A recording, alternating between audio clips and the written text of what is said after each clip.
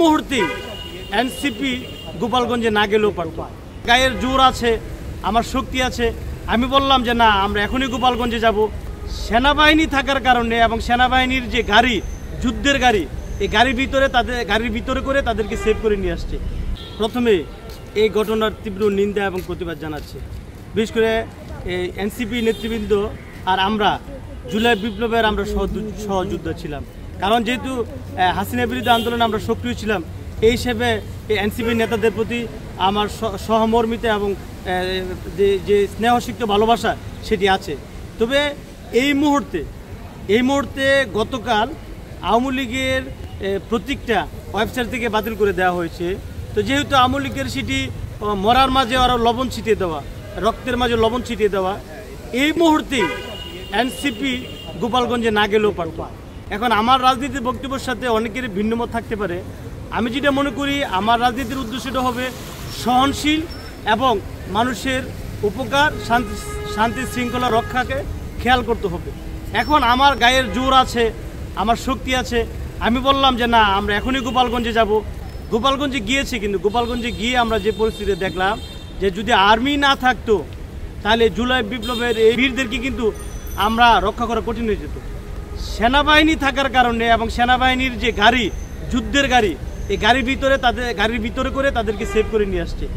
এই যে সারজিদরা বা হাসনাতরা বিভিন্ন সময় বক্তব্য দিয়েছে যে আমরা কাউকে পরোয়া করি না, কাউকে ভয় করি না, আমরা গোপালগঞ্জ জয় করে আসবে। হ্যাঁ, জয় করার তো কিছু নাই, কারণ জয় হয়ে গেছে আমাদের 5ই আগস্টে। স্বৈরাচার পতনের পরে কিন্তু আলটিমেটলি বাংলাদেশ এবং সাধারণ মানুষের জয়টা হয়ে গেছে। সেখানে এই মুহূর্তে মৃত আওয়ামী লীগকে, আওয়ামী লীগ তো আসলে মাঠে নাই এবং আওয়ামী লীগ তো মারাই গেছে।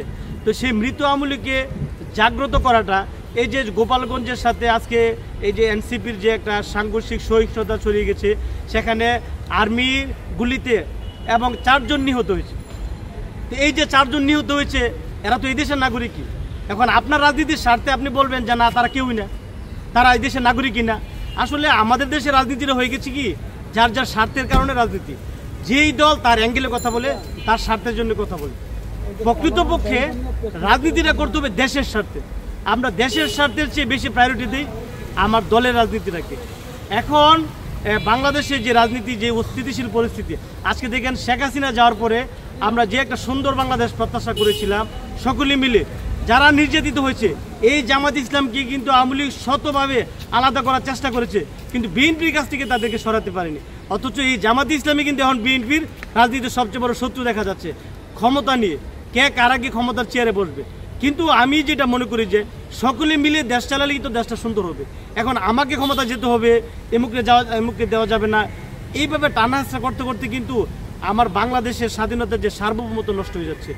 সব মশার বিরুদ্ধে সুরক্ষা দিতে এলো বসুন্ধরা এক্সট্রিম অ্যারোসল, মশার বিরুদ্ধে এক্সট্রিম সুরক্ষা। রাজনীতির যে একটা স্থিতিশীলতা থাকার কথা ছিল, সেটা নষ্ট হয়ে যাচ্ছে। এখন এই রাজনীতির ডামাডোলে পড়ে সাধারণ জনগণ কিন্তু হাই হুতাশ করতেছে, রাস্তাঘাটে বের হওয়া যায় না। আজকে বিএনপির প্রোগ্রাম, কালকে জামাত ইসলামের প্রোগ্রাম, অন্যদিন চরমনার প্রোগ্রাম, এনসিপির প্রোগ্রাম, জনতা বাংলাদেশের প্রোগ্রাম, বিভিন্ন পার্টির প্রোগ্রাম কিন্তু কন্টিনিউ লেগে আছে। আলটিমেটলি এমনিতেই ঢাকাতে আমরা ঢুকতে পারি না, দৈনিক 20 লক্ষ লোক ঢাকায় ঢুকে। যানজটের শহর, আজকে বৃহস্পতিবার, প্রতিটা মোড়ে মোড়ে জ্যাম, এবং এমন জ্যাম, ভয়ানক জ্যাম। এর মধ্যে আবার রাজনৈতিক কর্মসূচি। মানুষকে যে বাংলাদেশের মানুষ বড় অসহায়। আমরা 5 তারিখের পরে মনে করেছিলাম শেখ হাসিনা চলে গেছে, বাংলাদেশ আসলে একটা শান্তি আসবে, আমরা সকলে মিলে দেশটাকে সুন্দর করব, নতুন করে সাজাবো সুন্দর বাংলাদেশ। কিন্তু আসলে কি হলো, আমরা কি পেলাম, এই প্রশ্নটা কিন্তু করাটাই স্বাভাবিক। আমরা এই যে রাজনৈতিক দলগুলার মতানৈক্যের কারণে এবং তাদের পারস্পরিক দোষারোপের কারণে কিন্তু তারা আলাদা হয়ে গেছে এবং একজন আরেকজনকে আক্রোশ করে কথা বলছে। এতে করে রাজনীতি অঙ্গন যেমন উত্তপ্ত হচ্ছে, নির্বাচন নিয়ে দুয়াশা তৈরি হচ্ছে। আলটিমেটলি নির্বাচন প্রধান উপদেষ্টা ঘোষণা দিয়েছে যে মার্চের দিকে ইলেকশন দিবে। আসলে ইলেকশন হবে কিনা এ নিয়ে মানুষের ধূম্রজাল সৃষ্টি হচ্ছে। বাংলাদেশ অস্থিতিশীল হয়ে উঠছে, আইনশৃঙ্খলা পরিস্থিতি অস্বাভাবিক হয়ে উঠছে, এবং এই পুলিশ বাহিনীকে বিভিন্ন সময় ট্যাগ দিয়ে তাদেরকে ট্যাগ দেওয়ানো হচ্ছে, মব সৃষ্টি করা হচ্ছে। তাহলে পুলিশ বাহিনীকে ট্যাগ দিয়ে তাদেরকে উত্তেজিত করে আপনি কি করবেন? পুলিশ ছাড়া তো আপনি ঢাকা চালাতে পারবেন না।